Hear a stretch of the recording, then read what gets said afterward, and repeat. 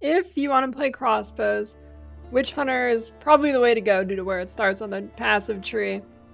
But Witch Hunter also is a pretty good all-rounder regardless of what skills you plan on using, since it's mostly generic damage anyways.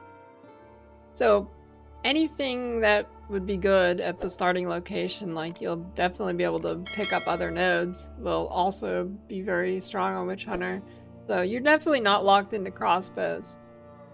I am looking to start Witch Hunter on my first run on PoE2, probably going some mix of crossbow skills with Cluster Grenade for single target. Which crossbow skills, I'm not really sure yet, other than Cluster Grenade. I am 100% sure I want to use that one. Other than that, I don't really know. It's going to be something that I just test as I go. So I have a few setups here. For clear, I think you would choose Weapon Master, Pitiless Killer, Decimating Strike, and Zealous Inquisition. So the Weapon Master, it doesn't give you 20 extra points. It essentially will convert 20 of your passive points to weapon set skill points. So it's not as crazy as like 20 extra passive skills. But if you are actively swapping different types of attacks, this should be pretty good regardless.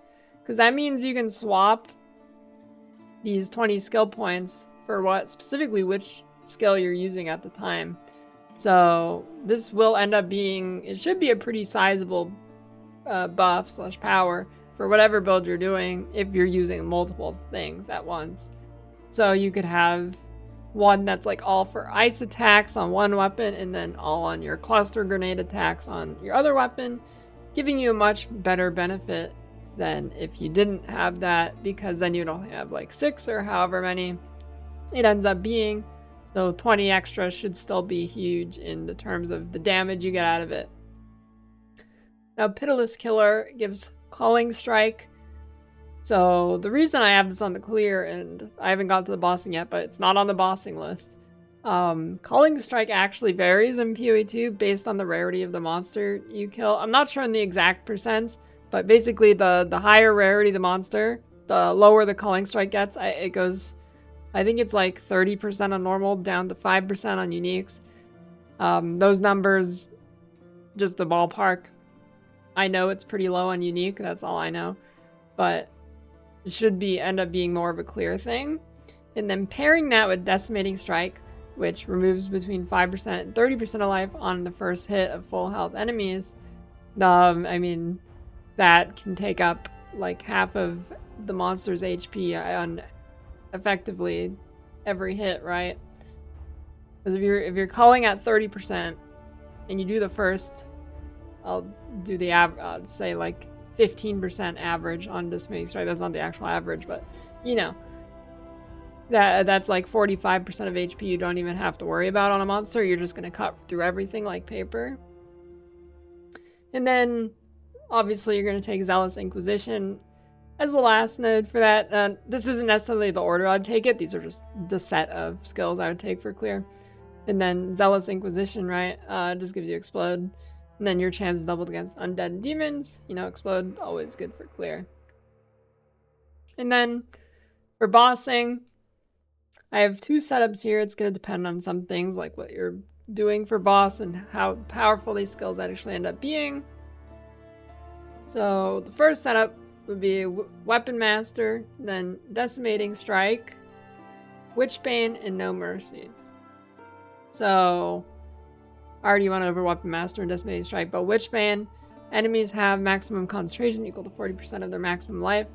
Break enemy concentration on hit equal to 100% of damage dealt. Enemies regain 10% of concentration every second if they haven't lost concentration in the past 5 seconds. So you might be wondering, what is concentration? Well, basically my understanding of it is you will give these enemies a concentration bar, and then when you break it, they will get a debuff that makes them cast spells less often. And for bossing, this is very good, especially in a game like PoE2, where the bosses are going to be very difficult mechanically, throwing a bunch of spells at you. The less they're throwing spells at you, the less damage you take, along with the more you'll be able to shoot them because they're not shooting you. You don't have to worry about dodging it if they're shooting you less. And then No Mercy, it's just deal 30% more damage to enemies based on the Mercy concentration. If you can actually get a good uptime of this, it's a very good damage node. Not sure what the uptime is going to be looking like on this, but we'll find out. And then the other set I have is Witchbane and No Mercy, and then Obsessive Rituals and Ceremonial Ablution. This would be depending on what boss you're fighting and what kind of attacks it has. Like if it's an all elemental AoE boss or something, since you cannot evade AoE attacks, that'd be a good solution here. Since your armor and evasion wouldn't really be applying to that fight, you can get the sorcery ward and get some defense against that.